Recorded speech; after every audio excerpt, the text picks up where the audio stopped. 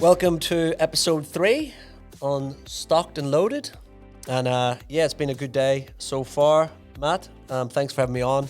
I think one thing I wanted to tackle in this episode, and a number of things that we've already covered across the first 2 episodes, which I've been pumping myself up, psyching myself up for a number of weeks now, if not a couple of months, for this to talk more openly out there on socials about the space of mental health. So as I mentioned earlier, well documented, I suppose, journey mine across the industry. Not better or worse, and everyone has a story, if not probably worse. And that's something that I want many people to go through. So through brain surgery, nearly losing my son, relationship issues, losing roles, battling with things like addiction, alcoholism, which is, I've never really said that out loud. And, moving interstate with my family for something that didn't work out, which I can't really go into too much detail, and being misled. But a lot of things that were in my control, I didn't control. And then some things that were outside my control, I hope and think that I controlled quite well. But that being said, one thing that I wanted to discuss today was around that space of, mental health, mental fitness for males and females is a group that we started. You're a member, and there's a number of other people watching this that are members, and we'll share this with our members across Melbourne and Sydney. Was a men's group that started 3 years ago. There's now a female group as well, which is its own separate non-for-profit. Is after I went through that sort of tough time, not because, there was 2 parts to it. It's really hard to say as well off the cuff. It was almost like it started off as something to maybe keep a network together, but also get on the beers and fly interstate or run events in Melbourne when I was, living up in Brisbane, to just, to get people together and have a chat openly around mental health. And it was really hard to do that, being a young guy and having gone through it all. But what it's formed into is so much greater than I could ever imagine. And Theo Pappas, I'm a business partner as well, is it did start off as something we didn't know where it would go, a bit of an idea, a bit of a have a laugh about. But as we started to demystify and unpack the area of men's, mental health, at that point is everyone has a story. And some of the stories that we heard, and some people opening up, a lot of people will be listening to this, have been to some of our events, and we're continuing to try and improve, is, really big in that space. I don't know what that looks like for me career-wise, but I haven't worked this year. I had to take proper time off to really focus on my mental health, and more importantly, that of my wife and kids, who I feel that I've let down over my journey in Australia, which I find really hard to say to you right now. And for people listening to me, know that I can be sometimes full of shit or posting stuff and saying things without proper meaning. So these 6 months I've been underground, been working on myself, been working on my my relationship with alcohol, been trying to get my fitness back, been spending time with wife and kids that I stole from for a number of years, which ultimately led to my brain surgery, wrong habits and wrong behaviors, which is really hard to say as I rebuild my career. But and for the first time in my life, I'm really admitting that I battled with depression more recently, quite dark, deep, chronic depression. I struggled to get out of bed, still do at times, most days of the week. But I'm willing to work on that and willing to be open about it. I'm not saying this to be like, woe is me or kumbaya. I actually want people to get help before it's too late. Now, I'm not saying it's too late for me, but, I've done a lot of the damage, which I'm now having to unpack. So I know these guys can chop and change that, hopefully, because that was a lot. So one thing I want to talk about today is, lean into that part around mental health, mental fitness, your physical health, your family's health, working with all those things coinciding with trying to grow a business and grow a brand. And I'm not running out of words really what to say, but I just want people to see the serious side of us. Because as young men, it's very easy for people to see the outside, the shininess, or the bravado, or the humor, or putting ourselves out there, making making a podcast like this. But I think it's it's underrated, being able to speak up and ask for help. I still struggle with it, even though I'm supposed to be perceived as someone that's very open and confident and able to do so. Yeah, I think that you end up developing a pretty hard exterior when going through all that. I know that you know my story, and obviously kind of happy to share around this kind of more vulnerable podcast, but depression and to a larger extent suicide is something that affects a lot of people. As you would know, my father, my father and mother both sort of ended up committing suicide over sort of different ends of a 10-year period. And a lot of people don't know that about me. Unfortunately, my mother did it on the week of my wedding, which was not ideal, which is also Mother's Day, which is also my birthday. So that was a pretty shit week. But thanks for sharing that, by the way, because that's right. Didn't think, Yeah, so well, it's like you said earlier that, mate, well done. I wouldn't go to one of those. I wouldn't go to one of your events and probably share it in a room full of people, because I'm not like that. I don't want people coming up and saying, "Oh, I'm so touched by your story." Like that gives me the ick a little bit, right? But I think that to demonstrate to people that there's people out there that you know and love, right? And obviously you were really struggling earlier this year. Knowing a bit of my history and me kind of knowing what those signs were, and going through something very similar with a really close mate of mine that we ended up doing a GoFundMe for, and thankfully raised 35 grand to get him back in shape, which was great. It's sort of, I kind of like had back-to-back episodes with him, and then sort of you not too far after, not to the extent that he did, but speaking to you on the phone that day, I remember you saying, "Oh, I'm just, I'm going to be around your way, blah, blah, blah, blah, blah. I'll pop in." I'm like, "No, mate, fuck that. You're actually staying with me." Because, I can tell from what you're saying, you're trying to disassociate yourself with the feelings. And ever since then, you've really lent into that, which is, I think has been, a testament to you, not only sort of talking the talk, but actually walking the walk. And that's the hardest part to do. Yeah, I think, thank you, and thanks for sharing your story. I think for me, I found over the years, as mentioned in the previous episodes, I came here with a stick in my back or chip on my shoulder, and there needed to be something to make my dad happy or make my family happy or prove to other people that I was going to be successful. But what actually happened was I became successful, forgot who I was, and it led me down this path of destruction. And I used to blame other people. I say, well, because of this or because of that. No, mate, it was fucking me. Yeah. I was in control of that car, and I had other people in the passenger seat with me, and that was my family, and I was driving recklessly with my habits and behaviors, and it's ultimately impacted me in more ways than I could ever imagine. And there's old saying with willpower and stuff that it actually runs out. It ran out. My resilience has ran out over the past few years. I pushed back, moved interstate, moved back, relocated, tried to get myself back on my feet, back into work, and I just wasn't the same. Yeah. And I'm still figuring that out. And despite even setting up One of Us, the group, a non-for-profit, and now a charity, an employment assistance program, which we want to make it revolutionary, particularly in this space of supply chain logistics, which is always on, 24/7, as we know, is the realize there's more important things in life. And I feel that now I'm in a place where I don't want to be, King Kong. I don't want to be a multimillionaire. I just want to be happy. I want to be there for my kids, and I want to be around longer than my dad was when I was around, because he passed when I was 19. And I think there's a lot to be said for this part of our episode that, if someone is struggling, please don't feel that you can't get help, or speak to someone you know. It is so taboo in corporate world, particularly in our industry, male dominated. You show signs of weakness, people want to cut you down. And where I was going with that is, I was starting this group because I needed it, but also throwing in all my time over those years and time off post brain surgery and what happened to my son, and alcoholism and depression and marital issues, which it's hard to say, which we've worked on effortlessly over the past few years. Is I was building this for other people, but then it came to a point where I needed to step out of it recently to focus on myself. And now we've got this amazing group of over 100 people across Melbourne and Sydney. It's an invitation only. And it's gone beyond our wildest dreams in terms of the speakers, the structure, the members that we have on board, the website. We've built an app, which will be coming live soon, which will plug into the Employment Assistance Program and events for the male and female chapter.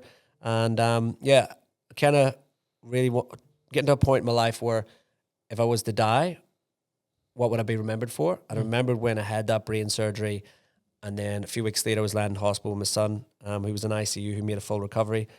I remember almost like my dad speaking to me, like I said earlier, I was like, is this why I want to be remembered? Because if I would have, when I collapsed at the conference, and this is hard to say, I want to choose the right words. I knew it was as a result of my behaviors and habits, and the terms maybe would have been said about me, would have been like, yeah, well, he was this, or he drank too much, or the wrong habits, and it was easy, and I've been wrestling with this a lot. So forgive me for listeners, this is not coming easy for me.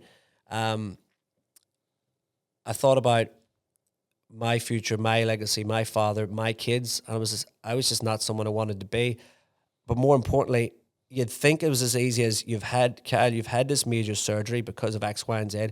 Maybe you could change your habits, behaviors instantly, and it's that easy. It's the doctor and the doctors and PhDs and specialists telling you that. It wasn't that easy. Yeah. It's taken me 3 years to actually deal with the trauma and trying to come out of that on the positive and use that for post-traumatic growth. So right now we're at the bang point in the middle of the year.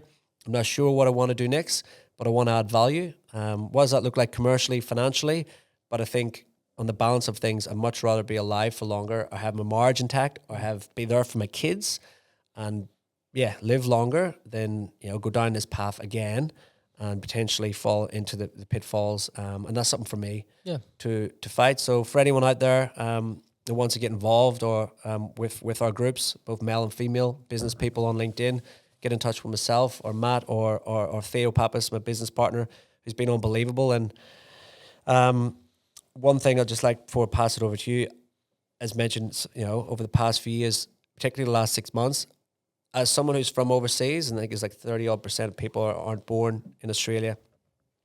A lot of people have footy clubs, men have footy clubs, and girls and women are very great together and communal.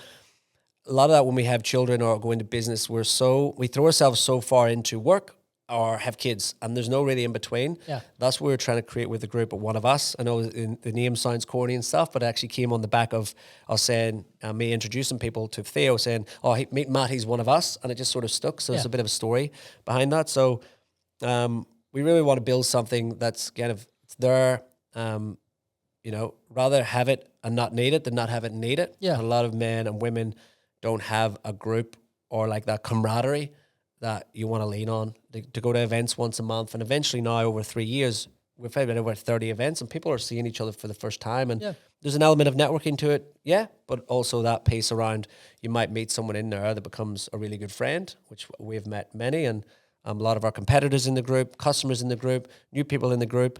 So it's actually funny from that. Yeah. Just to talk about that group quickly, it's funny when you're in business and you actually, to sort of tie it back in, if you're in a place where you actually need help from a business sense, because the baseline of that network is executives, there's actually so many fucking people that can help you solve a problem. Yeah. Not only a personal issue that you might be going through, but if you've got a complex business problem, the lion's share of things that I probably talk to about for the people that are there are things that I have an interest in, like Simon, financial planner at Morgan's, hey man, I've got this idea. What do you think of it? And he's like, fuck, that's actually a really good idea, but this is what I do. Yeah. And there's so much of that. Yeah. There's like so many examples of that I would have, where it's so much better than just the well-being support. Yeah. It's actually, you kind of get like a little panel of executive coaches, which is pretty cool. There's lawyers in there, accountants in there, there's physios, and there's all sorts. It started as just supply chain logistics people, but as it branched out and people started inviting others in, there's someone within the group that can help with something. Tell the truth, one of our board members posted in the board group last night at 9:34, said, one of my friends is going through X, Y, and Z. Do we have access to psychologists? And Theo's jumped on and said, yep, give me a call in the morning. Yep, bang. 100%. Yep. And a lot of it is around, for me anyway, I should have had a psychologist or shrink 10 years ago after my dad died, or for dealing with addiction, or for dealing with or marriage, whatever it may be. But we're so busy. It's not, we don't get time to do it. We don't make time to do it. And then sometimes people don't know how to do it. Yeah. So having access to that convenience is the thing. Because life has got very complex, and it is very different than it was 20, 30, 40, 50 years ago with technology. The pressures on society and young people, or anyone in particular, and health issues and family dynamics and the economy. is so vast. You know, it's so hard to comprehend the human mind. So I think. Well, you know, I'm always on you. I'm always on you about well-being because obviously I not only invest a lot of money into my own well-being, like I'm like, Cole, you need to go have a IV infusion for vitamins. And you're like, dude, what the, just get it delivered to your house and do it. Or, mate, you got to train 3 or 4, like you're a great runner when you're fit. Fucking lean into that. Yeah.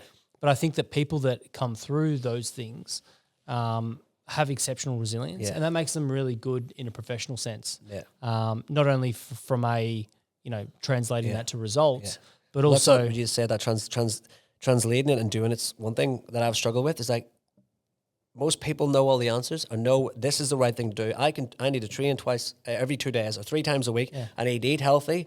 I need to drink responsibly. I need to do work in this process-driven way. I need to improve in this area. I need to pull back. But actually doing of it execution of it is really hard. Like I've always I know the right thing to do is, but haven't always done it in the right way. So I think that's something that I've acknowledged as a blind spot for me is I've got a gym, you know, I put a small gym in the garage, you know, when we moved in last year and haven't really used it. Yeah. Like, come on. It's like, I know going in there and spend 30, 40 minutes is going to be so good for me for the rest of the day and rest of the week. From a mental health and physical health. Got to do it. But I don't do it. Yeah. So, and that's one thing I said earlier is like around once it's okay to be in a bad place. I mean it from the bottom of my heart. It's the first time in my life what I've faced my demons and faced depression because I never actually believed in it. Yeah. I always thought you could beat yourself. You could beat, but eventually it'll wear you down. If you run away from it long enough, eventually that black dog will corner you. And, today is the first time I've actually really been out and done anything of public facing or, particularly in the last 3 months. Even from somebody like me that's faced it front on, right, in a couple of different ways, you know, even me thinking subjectively like you can control that. Like I don't suffer. Luckily, fortunately, have never had to suffer from depression. I think a lot of that comes down to just the unwilling amount of self-belief that I have in myself, which sometimes is just absolutely fucking delusional to a sense as well. But seeing others and just being like, mate, just fucking just shrug it off. Just push through it. It doesn't work like that. Correct. And even somebody like me that has gone through what I've gone through personally, not professionally, is, you know, you're still blind to that to a degree. Like it's momentum's a big one. I've picked up from what you were saying. Is momentum gets momentum. I've always had a bit of momentum throughout the 10 years, whatever that might be, on the back of something, an opportunity, and I've used that momentum to keep going. But due to some of the things that's happened in my private life over the past year or so, that momentum's been taken, and I'm not even just flat-footed and behind. I found it really hard to build that momentum. And the group that we have, one of us, yourself in particular, Theo, and a few others, James, and the board. Members, one of us, you know who you are. Without those guys there this year, I honestly don't know where I'd be. I definitely wouldn't be in Australia, put that way. I may or may not be married. There's a number of things that, you know, can't go into too much detail here, and I don't want to feel like I'm hopefully not. People listening is, you know, a sheep thrown to the wolves, you know, but it's hard for me to say some of those things. And want everybody to do well. Everyone wants to see you win as well. I want everyone to do well. I've made a number of mistakes in my personal life and professional life, and it's not a Conor McGregor quip. I'd like to apologize to nobody. I'd like to actually apologize to anyone that I've ever. No, it's call me if you're owed one. I apologize to anyone for I've wronged or came across in the wrong way, and I suppose everyone have a chance of redemption, and what's next for me, I'm not sure, but next 6 months, I want to give my time to the mental health space, and that's got a negative connotation, but mental fitness space, there is more awareness about it now, but I actually want to be maybe a pioneer. Maybe you should change that vernacular to not be maybe. I want to be a pioneer for young people, young men, to ask for help before they need it, or other people step in and help them before they need it, because it's much harder to be in the position that I am in or have been in, and I'm in again, to get out of it. So everyone could see that I was struggling. I just wasn't willing to hear it. Yeah. And that's, that's part of the whole process, right? Is that it doesn't actually start resonating or getting better until you admit that there's something there. And that's how you get momentum, mate. Yeah. Right? So you have, to your own admission, right? You're saying you don't have momentum. Yeah. You fucking do. Yeah. Because you started and you said, you know what, I fucked up. I've done some dumb shit and I need help. Yeah. That's not even step one. You've like taken 1, 2, and 3 to get yourself out there. So keep going. Okay, thank you. We can, and this is not to be again the kumbaya cry in your glass stuff. We want you to feel the energy in the room. It's quite good. I think the guys at the back can attest. Hopefully, it's been a good series so far, but can't always blame the brain injury. That's me pontificating too much. Yeah, for anyone out there listening, not sure maybe what they want to do, and there's different periods in your life that could take you different crossroads. Happy to have a chat. Anyone out there, anything we've said today resonates, please reach out. I've been really quiet on LinkedIn. Apologies if I haven't got back to you, but open to have a chat with anyone. I think that's part of it as well, though, mate. You need to you need to respect the fact that you are still going on your own journey, and your bags are heavy enough to carry around without carrying around somebody else's. 100%. So that's what the support network's there for. That's what one of us is there for. Correct. Momentum. That was it. Yeah. Momentum. So thank you for today. For those who don't know, obviously, we'll know Matt and I know each other, work with each other, and become very good friends. Top 3 for sure. Globally. Globally. Mr. Worldwide. Today has helped me with momentum. So just a friend who knows you're struggling to reach you out to invite you to something like this that's going to get me out. Like, I'm going to be really honest. I was always going to come together, but didn't want to. It was just not to do with, it was anything. Horrible sleep last night, head in different places, struggled at times to look after myself. Had to go get a haircut over the weekend. I want to be presentable. I blew out actually at the start of the year. It's another reason I've been hiding. I've managed to lose 8 kilos in the past couple of months because I blew out. Momentum, having a friend that'll give you some momentum, kickstart you, is really important. So I'm hoping today could be a catalyst for me. I think you'll have a lot of people reach out. Yeah. Hey, I saw you. Yeah. Oh, we've got an event coming up anyway, Supply Chain Week in August. And I think that this will definitely be out by then, and people will probably be saying, hey, I saw some of your stuff, and that was really good that you guys did that. And I think that you need that rather than you having to be proactively chasing people down. It's like the dopamine, serotonin, all that, the hits, which is, works for me. And you already look lighter, so thank you. Probably down to 9 kilos now. You've lost. Great. Down to 70. I was in my marathon days. Yep.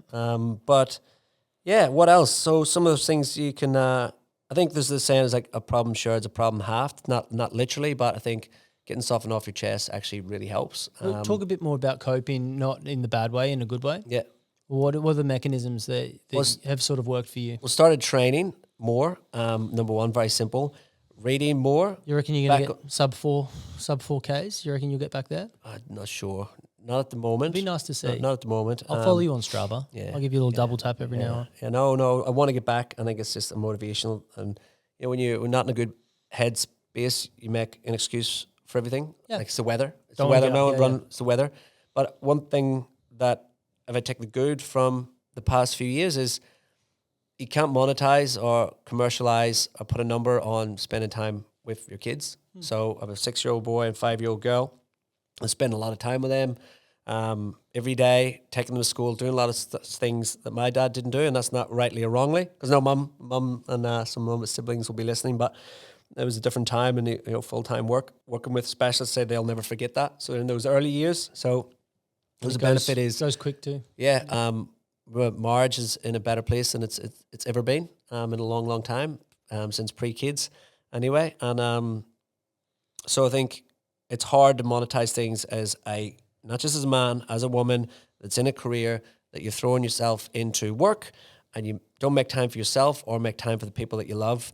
I think spending more time at home with them, while you can't put any sort of commercial value on, as we are business people tend to do. I think spend a lot of time with them because if you listen to wise people, they say, kids grow up real fast. They do. And so I think that's one thing that's helped with my mental health.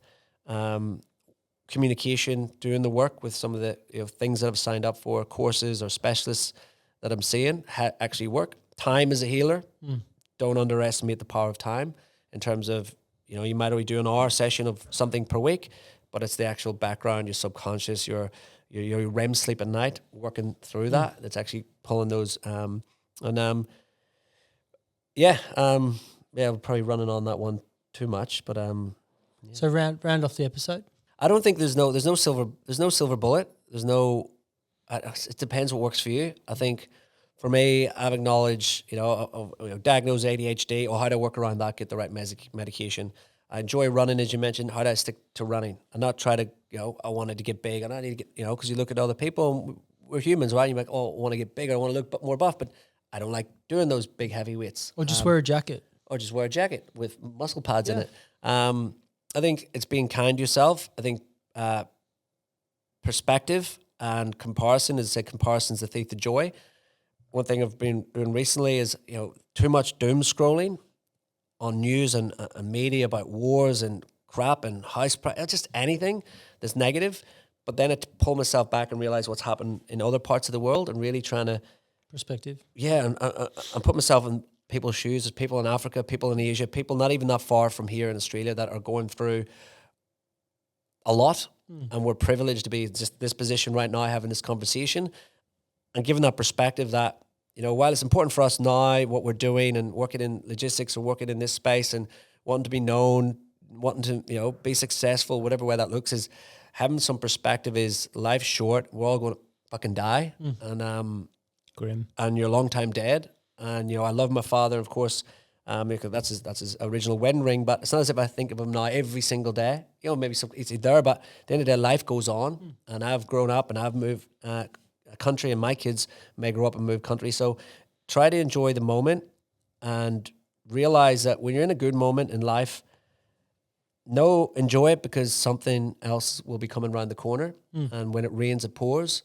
So for anyone out there, is don't give up. Life is not linear. There's no playbook, but like parenting.